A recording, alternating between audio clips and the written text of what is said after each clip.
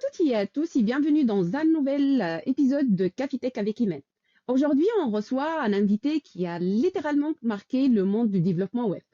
Il est derrière Happy Platform, Mercure, FrankMPHP et il contribue depuis des années à Symfony, l'un des frameworks les plus utilisés sur la planète. Si vous travaillez en PHP, Symfony, Laravel ou vous créez des API, vous avez forcément déjà croisé son nom. Oui, aujourd'hui, j'ai le plaisir de partager mon café avec Kevin Danglas, le créateur d'API Platform et Mercure et FrankMPHP est l'une des figures majeures de la communauté open source. Aujourd'hui, on va parler open source, innovation, vision de web, mais aussi d'humain. Parce que derrière chaque ligne de code, il y a une histoire, des choix, des doutes et une passion. Et celle de Kevin, elle mérite vraiment d'être racontée. Merci beaucoup, Kevin, d'être là et d'accepter mon invitation à mon podcast. Merci à toi, Imen. Enchanté d'être là. Merci beaucoup.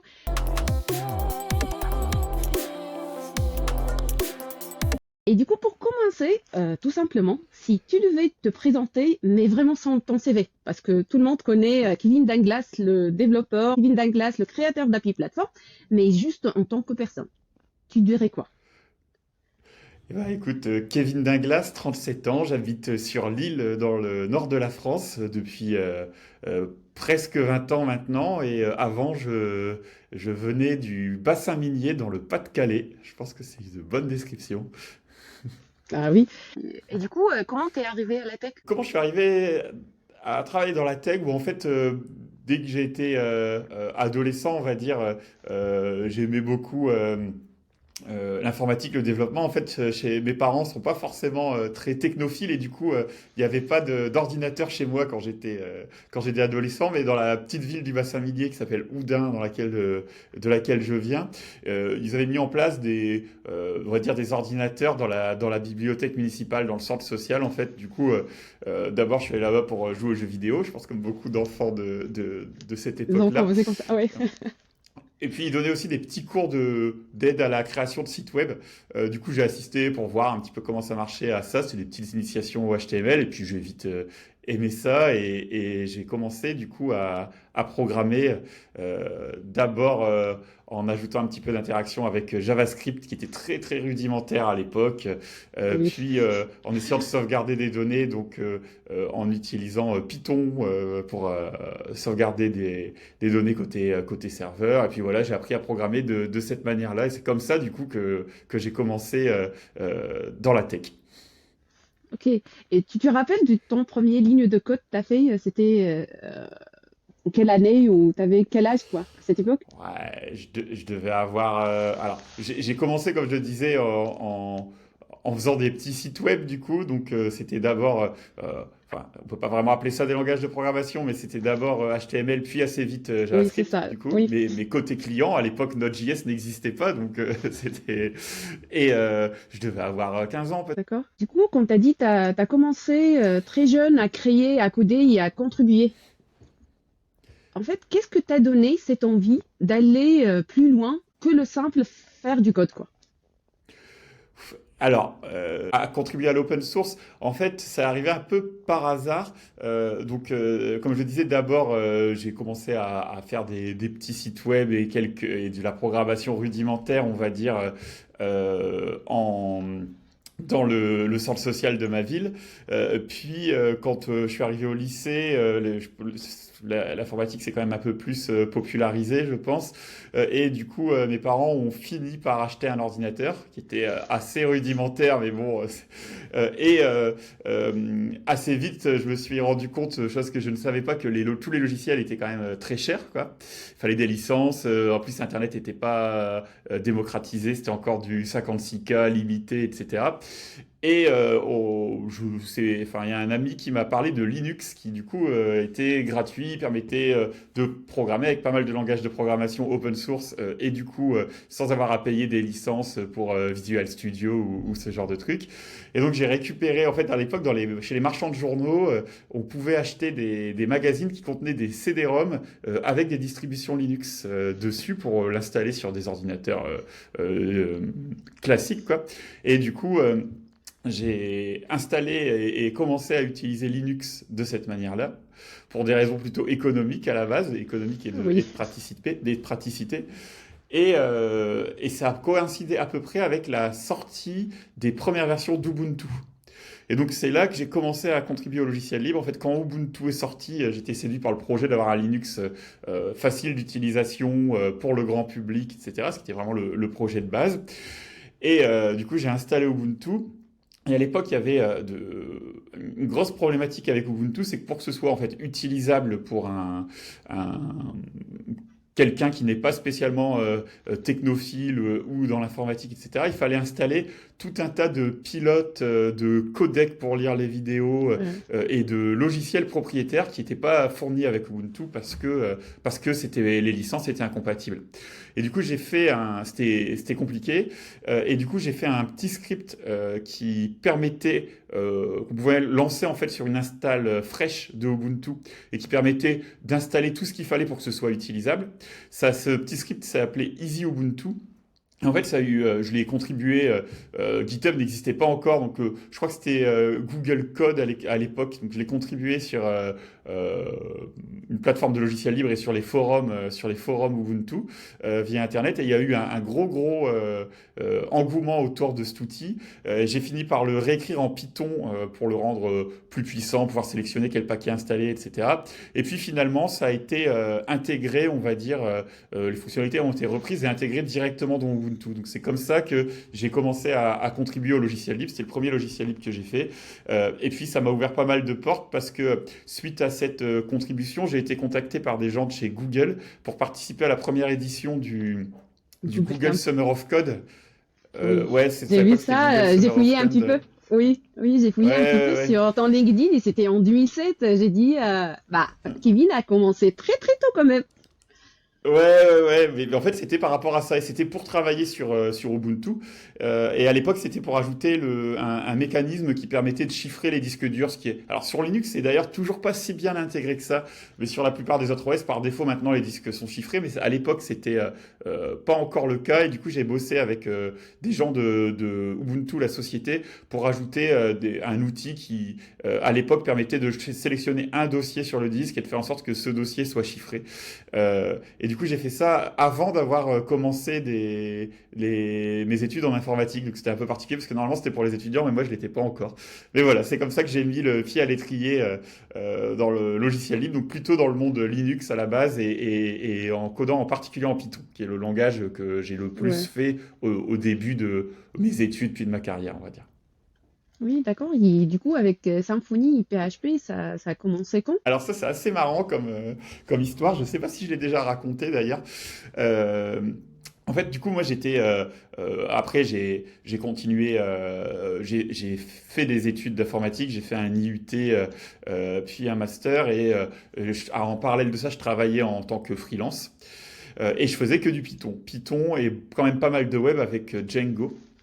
Et c'était aussi le moment où il y a eu la sortie de Ruby on Rails en tant que framework web. Donc j'ai aussi appris Rails parce que c'était la mode à l'époque de cette technologie-là. Et puis j'ai été pris en stage pour mon DUT, puis en CDD chez Ankama. Ankama, c'est une boîte de jeux vidéo qui fait entre autres Dofus, qui existe toujours, qui est des jeux qui sont assez populaires et qui est à Roubaix dans le nord de la France, dans la métropole de Lille. Et du coup, j'ai bossé chez Ankama et je me suis retrouvé dans une équipe. En fait, Ankama à l'époque était déjà un studio de développement de jeux vidéo, mais elle avait aussi une agence web intégrée qui faisait surtout la Ah, com interne de Ankama et travaillait avec quelques clients du Nord. Et du coup, ils avaient développé un framework PHP maison en interne qui leur permettait de faire leur site web. Et assez vite, en travaillant sur ce framework-là, on s'est rendu compte que c'était quand même un framework avec un legacy qui était énorme, des problèmes de sécurité, des problèmes de maintenance, etc. Et avec la petite équipe en charge de moderniser ça, on s'est dit, bon, peut-être qu'on pourrait trouver une solution open source qui serait mieux que la solution maison. Moi, développeur Python, assez vite, j'ai proposé qu'on utilise Django, parce que c'était la solution que je maîtrisais, qui était ouais. très populaire à l'époque. Donc, on a fait des prototypes chez Ankama pour utiliser Django sur les nouveaux sites web. Ça a fonctionné très bien. Django, ça reste encore aujourd'hui un framework d'excellente qualité. Le problème, c'est qu'il y avait beaucoup de développeurs dans l'agence web d'Ankama et qui ne connaissaient que PHP. Moi, c'était pas un langage avec lequel j'étais hyper familier, mais assez vite, on s'est rendu compte que ça allait être un énorme boulot de formation que de former tous les développeurs existants à Python. Et en plus, il y avait une code base énorme en PHP. Du coup, il allait falloir que tous les nouveaux développeurs maîtrisent les deux langages, peut-être porter l'ancien code. Enfin, c'était un boulot qui était considérable. Donc, assez vite, on s'est dit ce serait mieux d'arriver à avoir quelque chose de similaire à Django ou à Ruby on Rails, mais en PHP. Pour des questions de formation et pour que les développeurs puissent continuer à utiliser le langage qu'ils maîtrisaient. Et du coup, j'ai cherché un petit peu s'il y avait des forks ou des portages de Django en PHP. J'ai pas trouvé grand-chose à l'époque. Il y avait Zen Framework, mais c'était une philosophie un petit peu différente. Puis comme je connaissais un peu Ruby on Rails, qui était assez proche, j'ai cherché s'il n'y avait pas des portages de Rails du coup en PHP. Et là, je suis tombé sur une annonce sur le site LinuxFR, fraîche, qui datait de quelques semaines, enfin c'était vraiment très très récent, d'un certain Fabien Potentier, qui disait qu'il avait lancé un portage de Ruby on Rails. À l'époque, c'était présenté comme ça en PHP, et que c'était un portage quasiment un pour un, et que l'avantage c'était que les gens qui connaissaient PHP n'avaient pas besoin d'apprendre Ruby, mais que la signature des fonctions, le système de templating, etc. était très très très très similaire avec ce qui se faisait en Rails, et que c'était open source. C'était libre et open source. Du coup, en fait, c'était l'annonce de la toute première version qui était même pas encore Symfony 1. C'était l'annonce de la mise sous logiciel libre de Symfony par Fabien et Sensio Labs, qui n'était pas encore en version stable. Et du coup, on a essayé ça, on s'est dit, bon, c'est parfait, c'est beaucoup mieux que le truc qu'on a en interne. Et du coup, on a commencé à utiliser Symfony 1 au lieu de Django parce que c'était du PHP. Et voilà comment je suis arrivé dans le monde de PHP et de Symfony par la même occasion. Oui, c'est impressionnant et c'est cool, quoi. Donc, c'était par hasard, tu tombes sur une annonce et derrière, c'est l'histoire de Kevin Douglas qui a commencé. À ce moment-là, t'as pas pensé que tu vas être Kevin Douglas d'aujourd'hui ou Non, pas du tout. Bah, en fait, moi, j'ai toujours fait beaucoup de. Alors, je contribuais déjà beaucoup au logiciel libre, mais plutôt dans l'écosystème Linux et Python, ouais. comme je disais. Et PHP, bon, bah, pour moi, c'était, et c'est toujours d'ailleurs, enfin, j'ai toujours utilisé différents langages de programmation et pendant longtemps, encore aujourd'hui, j'essaye d'apprendre les nouveaux langages quand ils sortent, etc. Du coup, j'ai toujours essayé d'utiliser l'outil qui était le plus adapté aux besoins, quoi. Donc, j'avais pas d'a priori spécialement négatif sur PHP, mais c'était pas le langage que moi je maîtrisais, on va dire. Je connaissais quand même beaucoup plus Python, Ruby, JavaScript. Ouais. Et du coup, c'était plutôt que c'était la solution qui était adaptée aux besoins. Et encore aujourd'hui, c'est toujours ce qu'on essaye de faire au TL, c'est qu'on n'essaye pas forcément de mettre PHP ou Symfony partout, mais en fonction du projet, on utilise le langage, le framework, l'écosystème qui est le plus adapté. Ouais. Et du coup, est-ce qu'il y a eu un moment, une idée ou même une frustration qui a déclenché la naissance d'Happy Platform? Et ouais, clairement. En fait, c'est à peu près la même histoire.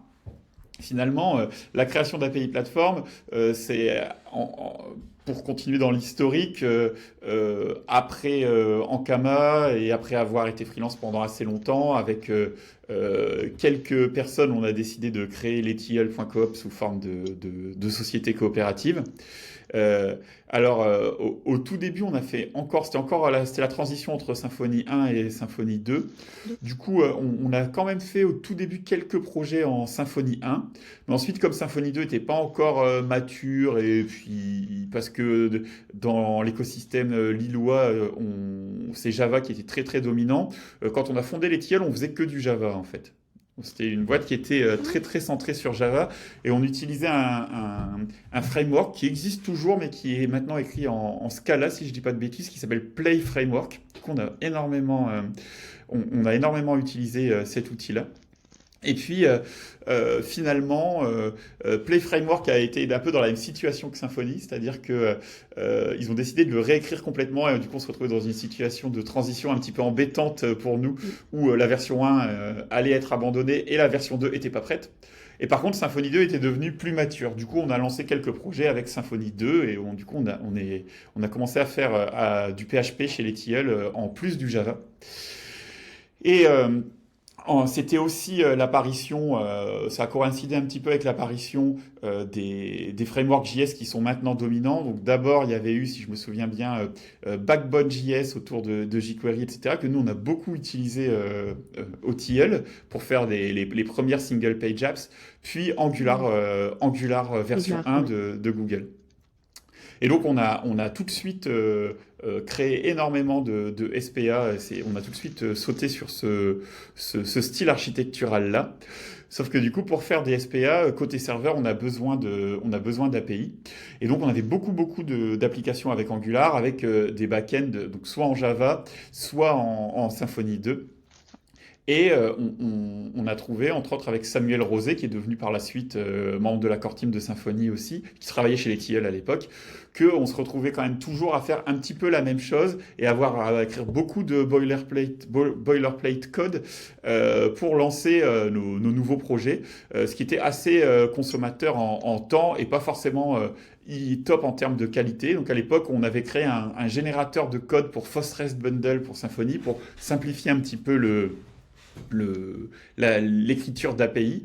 Le problème de ça, c'est que la génération de code, ça peut être difficile à maintenir, parce que le code généré, il est difficile à mettre à jour, etc. Donc au bout d'un moment, on s'est dit qu'on allait bosser sur un bundle Symfony qui permettrait de créer des API de qualité dynamique. Du coup, moi j'ai pris un peu sur mon temps libre pour faire un prototype. Et du coup, je suis arrivé assez rapidement à faire un bundle qui faisait que quelques centaines de lignes de code. À la base, c'était vraiment pas grand-chose, qui permettait très facilement de créer des API à la base avec un couplage fort, ce qui est plus le cas maintenant avec Doctrine. Donc ça permettait d'exposer des API Doctrine sous forme d'API REST et en prenant les standards de l'époque qui étaient en train d'émerger pour essayer d'avoir la meilleure compatibilité possible avec les différentes technologies qui peuvent requêter les API, vu que l'intérêt c'est quand même l'interopérabilité et en particulier tout ce qui est JS. C'est comme ça qu'est né API Platform. Assez vite on l'a utilisé pour certains projets et on s'est rendu compte que ça nous permettait de gagner énormément de temps et de gagner en qualité et de gagner en simplification, en mise à jour. Et puis du coup on l'a contribué sous forme de logiciel libre. Puis il y a pas mal de gens dont Antoine Blucher, qui ne travaillait pas chez nous à l'époque, qui ont commencé à contribuer à l'outil et qui est devenu ce qu'il est devenu aujourd'hui. À la base, c'est vraiment pour répondre à des problématiques de vélocité et de qualité chez les tilleuls. Ok, c'est impressionnant ce que tu racontes là, Kevin. Et du coup, quand tu regardes là ton parcours, est-ce qu'il y a une rencontre, une expérience qui a changé ta vision de développement ou même la communauté tech d'aujourd'hui? Bon, il y en a beaucoup en fait, hein. Je vais pas lister tous les noms, mais je pense que vraiment, ouais, Le plus marquant, on quoi. va dire, ouais, pour le coup, moi, je suis dans la communauté Symfony depuis très très longtemps, donc tous les acteurs de la communauté Symfony m'ont énormément apporté. Fabien, bien sûr, dont quand j'étais jeune, Ouais. étudié beaucoup le code PHP et je m'en suis beaucoup inspiré. Ryan Weaver, avec qui j'ai énormément bossé et qui m'a appris énormément aussi l'intérêt et l'importance de tout ce qui n'est pas le code, c'est-à-dire la documentation, le marketing, Oui. tout ce qui fait que ça va être utilisé et être utilisable en fait même en dehors du simple code. Donc toutes les personnes de la communauté Symfony m'ont énormément apporté et j'ai toujours du coup contribué beaucoup au logiciel libre et c'est comme ça que j'ai le plus appris. J'ai le plus appris. Je pense que vraiment c'est en lisant le code des autres et surtout le code de qualité euh, qui est souvent le cas dans les logiciels libres qu'on apprend le mieux, qu'on découvre des nouveaux cas d'usage, des nouvelles astuces, des nouveaux styles, etc. Et encore aujourd'hui, j'essaye dès qu'on a un problème. Là, par exemple, ce matin, j'étais occupé avec notre équipe cloud sur un problème de renouvellement automatique de certificat TLS. Et on s'est rendu compte que le problème était dû à un bug dans Cert Manager, qui est un outil de gestion automatique des certificats TLS écrit en Go qui fait partie de l'écosystème Kubernetes.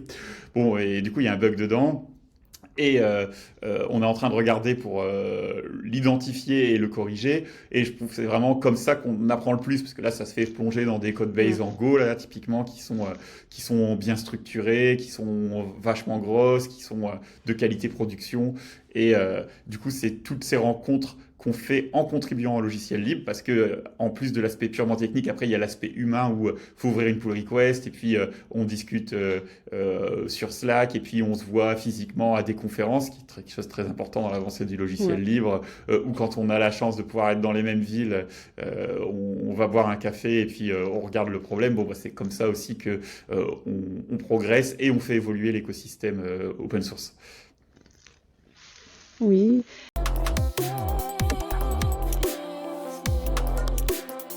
Du coup, là, Kevin, Happy Platform, c'est devenu une référence mondiale.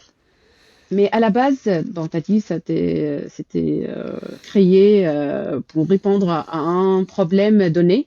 Mais pour toi, c'était quoi ton ambition avec ce projet?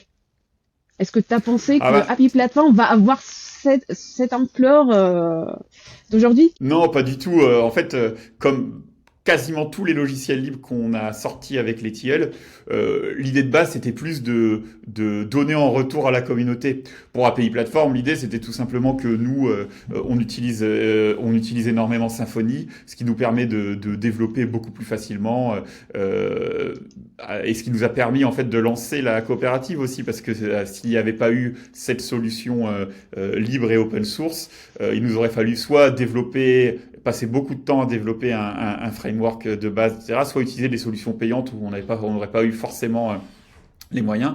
On fait beaucoup de e-commerce. Bon, par exemple, des plateformes comme Ibris, c'est vite très très cher. Il faut des références, des licences, etc. Qu'on n'avait pas forcément au lancement de la coopérative. Du coup, il n'y avait pas ni de volonté pour API Platform, ni de volonté d'en faire quelque chose d'extrêmement populaire et connu, ni de volonté commerciale. C'était plutôt une histoire de rendre à la communauté, de dire bon bah voilà, nous on a développé une surcouche à Symfony, même si maintenant c'est devenu indépendant de Symfony, qui permet de créer facilement des API et qu'on utilise dans nos projets. Ça a peu de valeur ajoutée en tant que tel. Parce que c'est pas quelque chose que va pouvoir utiliser directement le client final. Ça reste une brique technique, une couche d'infrastructure. Donc ça a de la valeur ajoutée pour les développeurs, mais pas forcément pour les clients qui sont plutôt d'accord pour que on contribue ces briques-là sous forme de logiciel libre parce qu'en plus ça leur simplifie la maintenance, etc. Donc on le met à disposition au cas où ça peut servir à d'autres personnes. Mais il n'y avait pas forcément l'objectif d'en faire un produit. Et encore aujourd'hui, c'est on va dire, ça fait partie de l'éthique et de la philosophie des tilleuls de contribuer aux logiciels libres qui sont des biens communs, non commerciaux, etc. Mais API Platform en tant que tel, ça rapporte 0 €, quoi. Ok. Et du coup, comment on peut garder le cap sur un projet open source d'une telle ampleur quand il y a des milliers d'utilisateurs, des issues, du pull request et des débats? Et là, on peut parler que ce soit pour Happy Platform, FrankMPHP aujourd'hui, Mercure, Symfony. Donc, comment on peut garder le cap sur ce genre de projet? Grande question, et je pense qu'il y a énormément de réponses différentes. Donc moi, tu peux parler de ce qu'on fait pour les projets qu'on gère Oui. au Tilleul avec Antoine, Alexandre, etc. Après, il y a énormément de stratégies différentes qui sont employées dans les logiciels libres, et il y en a pas mal qui marchent. Ça dépend un petit peu de quels sont les enjeux en termes de gouvernance, de communauté, etc. Il y a pas, je pense pas qu'il y a de solution unique. Euh, Nous, de notre côté, en fait, l'énorme intérêt du logiciel libre, c'est que le code est distribué et peut être réutilisé librement, gratuitement, par tous les utilisateurs. Donc caractéristique juridique finalement du code, pour moi, elle influence aussi la manière dont on peut driver le projet. Parce que quelque chose qui est vraiment essentiel, qui est vraiment très important avec le logiciel libre, c'est que si on a un logiciel qui est sous licence libre et qui nous convient à peu près, mais pas complètement, et que l'équipe qui l'a publié et qui le maintient ne souhaite pas aller dans la direction qui nous convient, ne souhaite pas corriger le bug qui nous touche, ne souhaite pas ajouter les fonctionnalités qu'on veut, etc. Eh ben, on a la possibilité légale de le forquer et de maintenir des patchs à côté ou de créer un projet dérivé ou pour le code qui est bien architecturé, ce qui est le cas de Symfony et d'API Platform, d'écrire des extensions tierce parties qui vont pouvoir ajouter des fonctionnalités ou modifier des fonctionnalités existantes. Du coup, partant de ce principe-là, la manière dont moi je gère mes projets libres, c'est que j'essaye de leur donner un scope assez précis et de ne pas trop sortir de ce scope-là. Donc c'est le cas et pour API Platform et pour FrontEnd-PHP et pour Mercure. On n'ajoute pas toutes les fonctionnalités. On n'ajoute que celles qui nous semblent très en phase avec le but du projet, qu'on va être en mesure de comprendre et de maintenir. Du coup, ça fait que malheureusement, on refuse quand même beaucoup de contributions. Il y a beaucoup de fonctionnalités qu'on ne développe pas, etc. Mais c'est dans le but de pouvoir garder une gouvernance gérable en fait du projet et une code base qui soit facile à maintenir. Par contre, n'importe qui, et c'est quand même pas mal fait, peut prendre le code et l'adapter.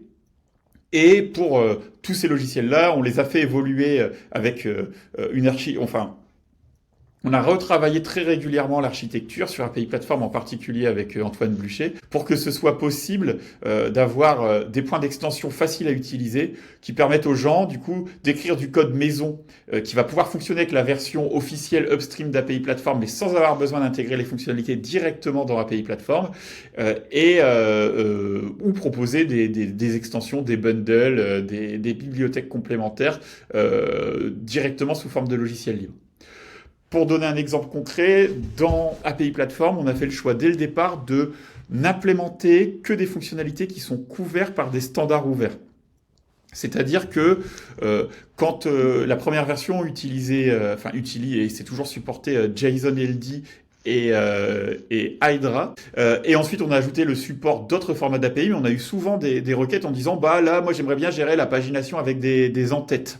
C'est un truc qui est assez commun, sauf qu'il n'y a aucun standard du web, il n'y a aucun comité de standardisation qui a défini ça. Du coup, ça, c'est une des fonctionnalités où, du coup, il n'y a pas de manière de rendre ça totalement interopérable parce qu'il n'y a pas de standard. Donc, on a ajouté les points d'extension qui permettent aux gens de faire ça de manière maison dans leur propre code. Il y a des bundles tiers qui permettent de gérer, mais ce n'est pas de base dans API Platform et ce ne le sera pas tant qu'il n'y aura pas un standard implémenté par plusieurs frameworks d'API dans plusieurs langages ou par une ERFC ou par une spec du W3C qui implémentera ça. Du coup, ça, c'est un des trucs qu'on a fait depuis toujours en fait dans API Platform, c'est de dire voilà, on restreint le scope fonctionnel et on n'ajoute que des fonctionnalités qui sont couvertes par des standards qui permettent l'interopérabilité entre les différentes clients et serveurs d'API. Donc, voilà, sur FrontEnd-PHP, c'est un peu la même chose. Là, on vient de sortir il y a peu un mécanisme qui permet d'écrire des extensions pour FrontEnd-PHP et pour PHP en Go. Et du coup, on va essayer de garder le cœur de l'outil avec un nombre de fonctionnalités assez limité et de proposer les fonctionnalités qui sont moins centrales pour un serveur d'application sous forme d'extension, qui du coup évitera d'avoir une code base du cœur lui-même qui est énorme. Par exemple, là, j'ai sorti dernièrement une extension pour FrontEnd-PHP qui permet de créer des serveurs gRPC, qui est un framework d'API temps réel proposé par Google. Bon, c'est pas le core business de FrontEnd-PHP, qui est un serveur d'application pour les applications PHP, c'est pas un serveur gRPC. Du coup, cette fonctionnalité-là, typiquement, il y a très très peu de chances qu'elle intègre un jour le cœur de FrontEnd-PHP. Par contre, c'est possible d'écrire des extensions à côté qui n'auront pas forcément le même niveau de maintenance, de contribution, etc. Là-dessus. Du coup, voilà, nous, on a fait le choix d'avoir, sur les projets open source qu'on développe avec les tilleuls,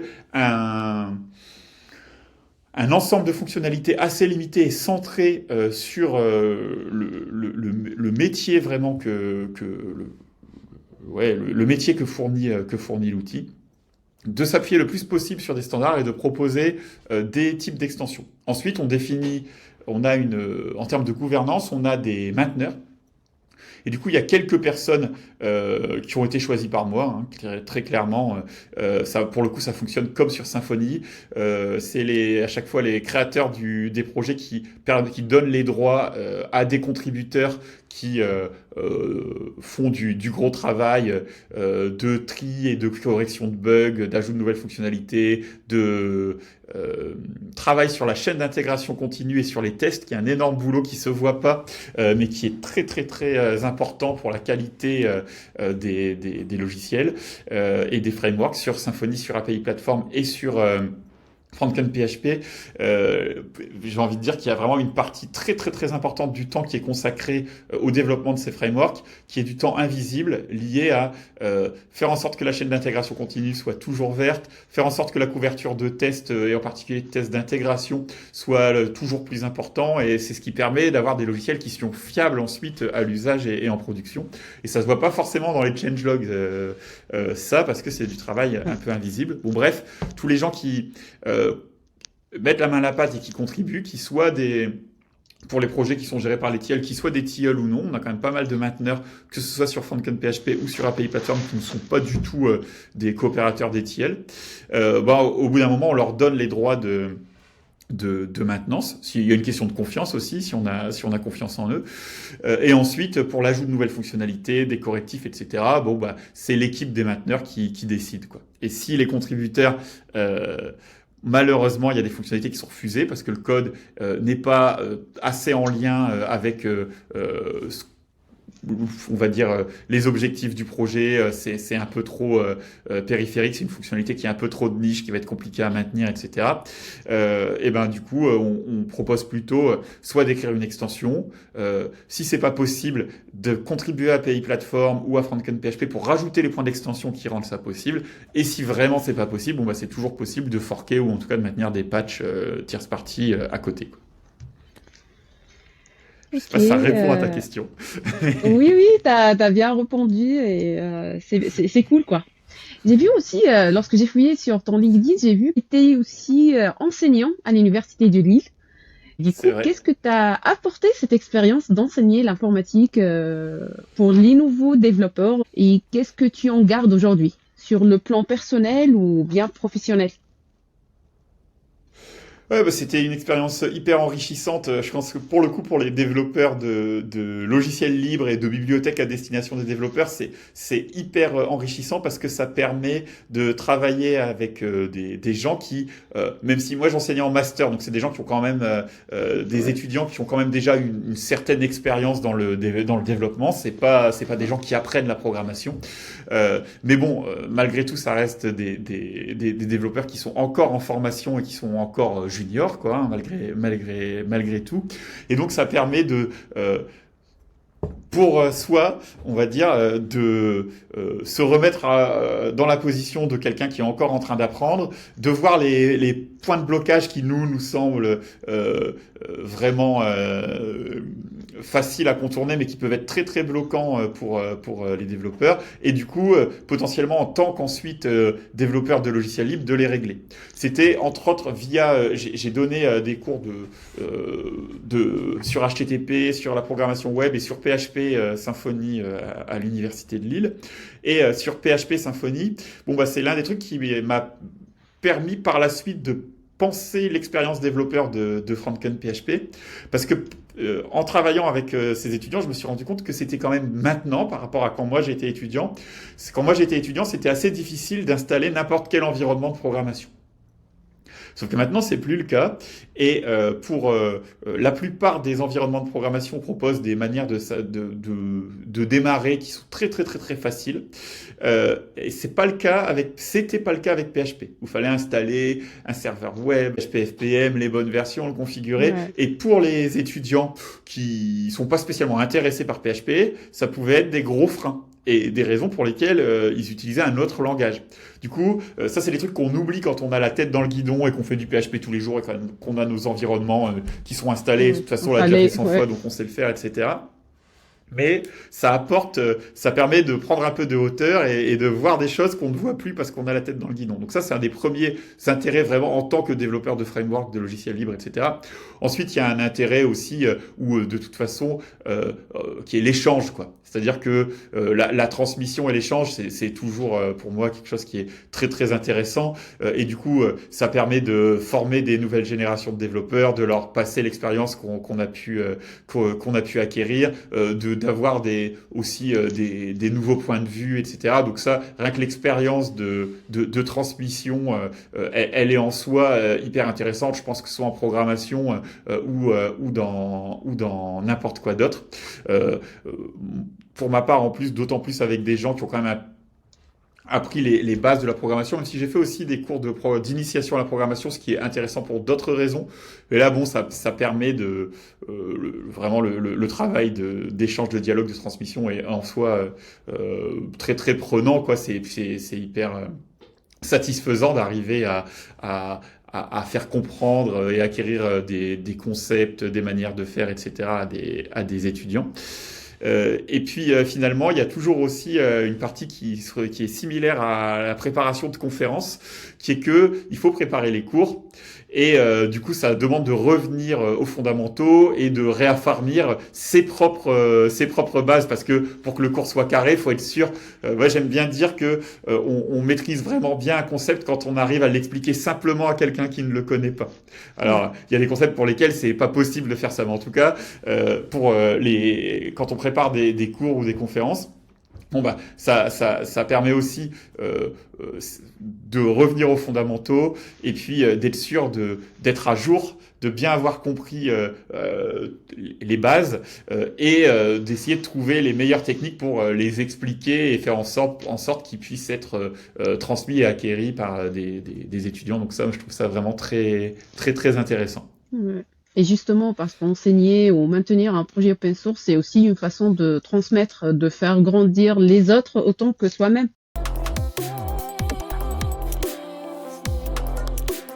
Là, aujourd'hui, tu es un contributeur, comme tu as dit, à des projets open source et beaucoup de développeurs rêvent de contribuer à un tel projet, mais qui n'osent pas.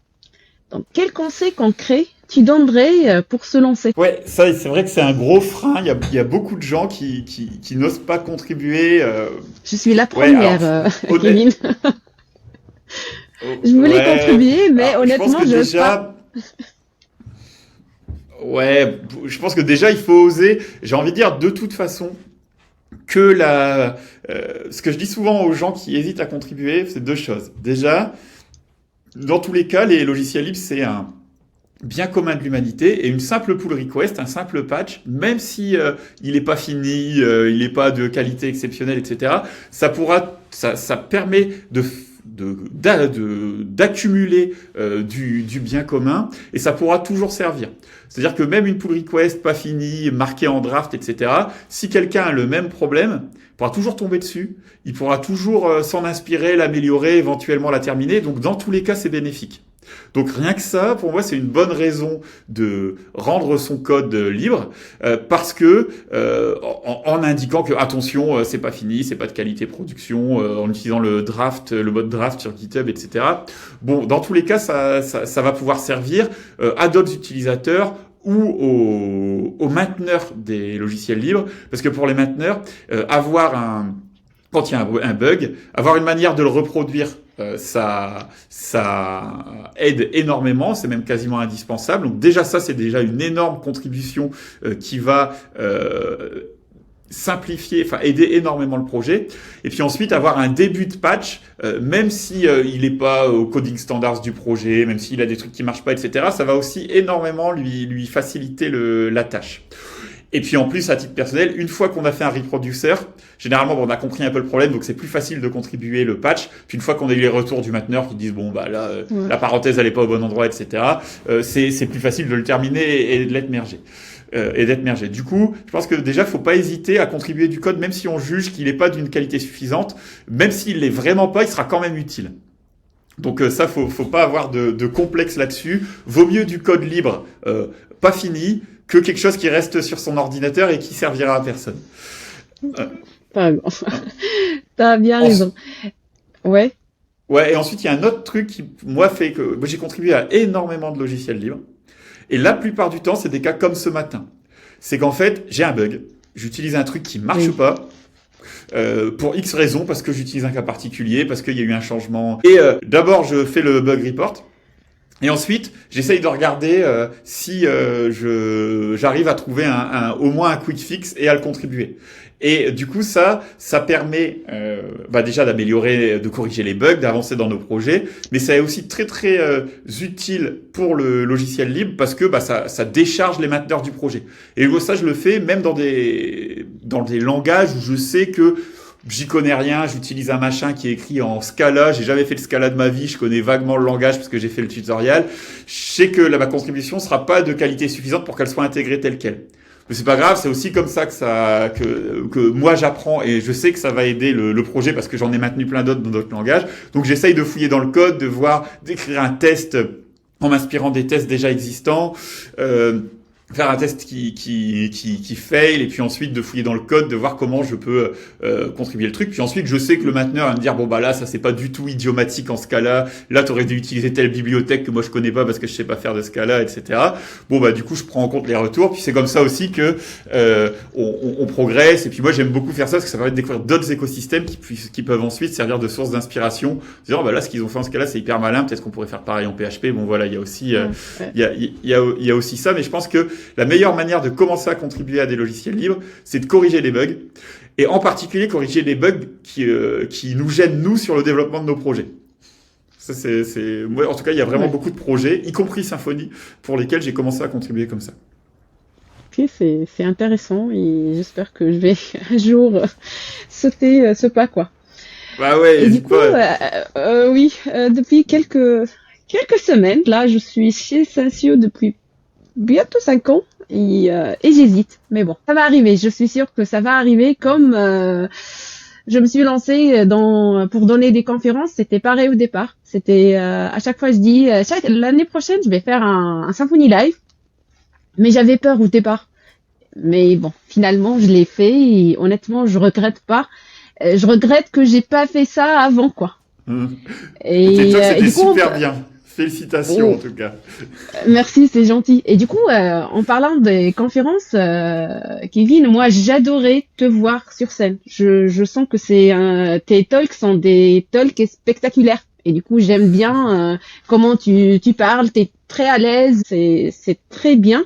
Et du coup, est-ce que tu as des conseils, que ce soit pour moi qui a commencé ou des gens qui n'osent pas aujourd'hui monter sur scène et partager des trucs avec spectateurs dans des conférences ou même dans des petits meet-ups quoi. Ouais, alors pour le coup, je suis pas spécialiste de la communication.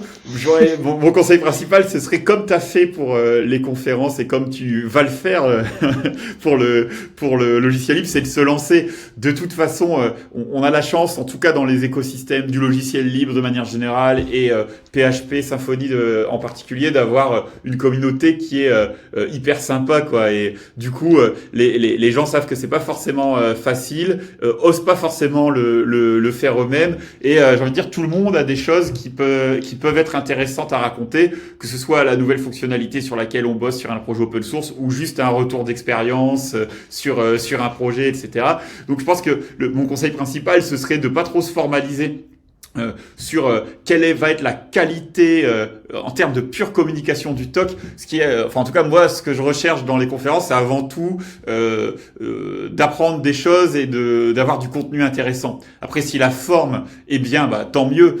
Mais si elle est moyenne, bah de toute façon, faut bien commencer quelque part. Et moi, ce qui m'intéresse plus, c'est le fond que la forme. Donc, j'aurais tendance à dire qu'il faut pas que ce soit un a priori qui empêche de se lancer, et même si on sait que bon, on a encore quelques progrès à faire sur la forme, pour moi ça doit pas être quelque chose de bloquant, parce que ça n'empêche pas que la conférence va pouvoir être hyper intéressante et hyper utile pour les gens qui vont la regarder ou la voir ensuite en replay sur YouTube. Ensuite, l'autre petit conseil qui est vraiment bateau de chez bateau, mais qui marche, bah c'est de répéter et de s'exercer. C'est-à-dire que déjà répéter les conférences une fois, deux fois, trois fois avant la vraie ou avant le meet-up avec des collègues, bon bah ça permet d'être beaucoup plus à l'aise, parce que on sait ce qu'on va dire, on peut avoir les retours de gens qui sont des collègues ou des amis, et qui du coup vont dire honnêtement, bon bah ça là faudrait améliorer ça, là ça va pas, et du coup ça va être de bien meilleure qualité quand on va le faire, on va dire en vrai, dans une conférence ou dans un meet-up. Et puis ensuite, l'autre conseil, c'est que de toute façon, c'est quelque chose qui est pas inné.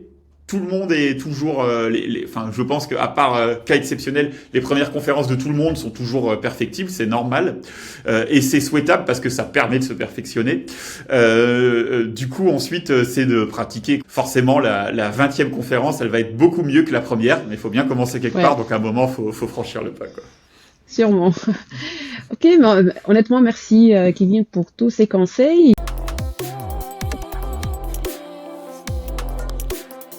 Et là, on arrive à la partie la plus légère du podcast.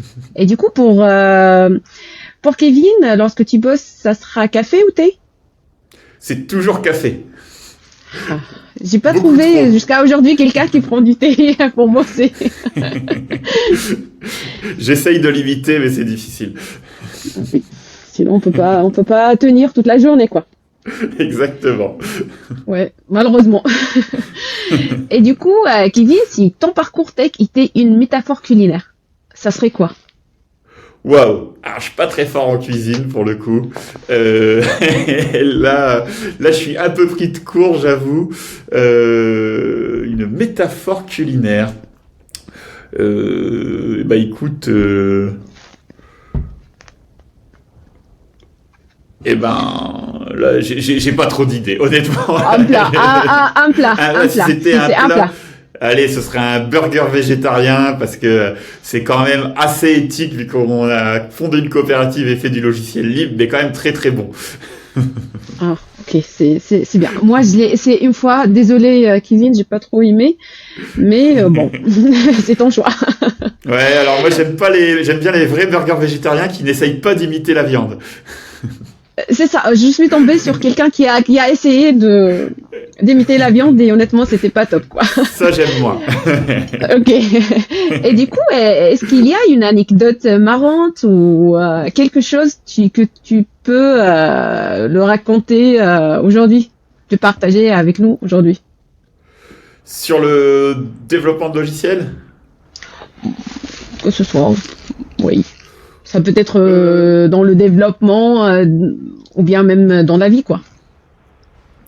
Une anecdote marotte. Alors, je pense qu'il y en a beaucoup. Hein. Faut savoir que chez letiel.coop, c'est à moitié du développement, à moitié de la clownerie. On est pas mal en termes d'ambiance de travail. On est pas mal du tout. Allez, j'ai une anecdote récente assez drôle qui est plutôt business que développement, mais à la conférence. Il y a toujours une soirée le jeudi soir, et il y a eu un after dans nos bureaux le jeudi soir qui était assez prolongé et assez ouais, assez marrant. Et il y a le directeur commercial des Tilleuls qui a commencé à essayer de calculer de manière très très précise, comme on peut s'en douter dans ce type de soirée, quels seraient les bénéfices qu'allait générer la coopérative cette année. Donc il a fait ça avec un tableau blanc, une bière à la main, en racontant n'importe quoi, vrai stand-up. Mais ce qui est drôle, c'est qu'on a eu nos résultats et à la dizaine d'euros près, il avait les bons chiffres. Ça, je trouvais ça pas mal. C'est marrant. Et du coup, pour Kevin Douglas, est-ce qu'il y a une citation ou bien une idée qui te guide dans ton travail? Là, honnêtement, on a vu ton parcours, c'est impressionnant. Tu as commencé trop tôt le développement. Et du coup, est-ce que tu as une citation ou une idée qui te guide pour faire tout ça? Ouais, alors c'est assez marrant parce que j'ai vu que Laravel, et je crois que c'est leur lancement Laravel Cloud, ils ont sorti une baseline il y a pas très longtemps, où en gros le mot d'ordre c'est productivité et être en mesure de... Ce que je dis souvent, moi, et j'ai l'impression que c'est fort repris par Laravel, et pour le coup je suis assez d'accord avec ça, c'est... n'introduire la complexité que là où elle est vraiment nécessaire. C'est-à-dire que mon but, quand je fais des logiciels, c'est d'être utile. Et en particulier, quand c'est des logiciels à destination d'utilisateurs finaux, c'est que ça serve ces utilisateurs, les clients, ou quand c'est du code non commercial, les gens qui vont l'utiliser. En fait, moi, c'est ce que je préfère faire comme logiciel, c'est des logiciels qui vont être utilisés par des vrais gens pour faire des trucs pratiques. Et mon objectif, c'est pas tant de faire des choses belles, complexes, etc. C'est de faire des choses qui sont utiles le plus simplement possible. Du coup, cette idée de n'introduire la complexité que quand elle est vraiment nécessaire, c'est vraiment un truc qui guide mes développements. Et ça dit que à la fois, on essaye de faire le plus simple, le plus efficace, le plus utile possible pour les développeurs finaux, mais que quand la simplicité atteint ses limites, et ben là, on essaye de trouver la solution qui est élégante, mais seulement à ce moment-là. Voilà un petit peu mon leitmotiv dans mon travail. Ok, merci beaucoup Kevin pour ce moment. C'était inspirant, concret et franchement motivant. Pour vous qui écoutez, si vous avez aimé cet épisode, laissez un commentaire. Dites-nous ce que vous retenez de cette discussion et qui vous aimeriez entendre dans les prochains épisodes. Abonnez-vous, partagez autour de vous, parce qu'ici, chaque café raconte une histoire de code et de passion. À très vite pour un nouvel épisode de Café Tech avec Imen. Au revoir! Au revoir, merci Imen.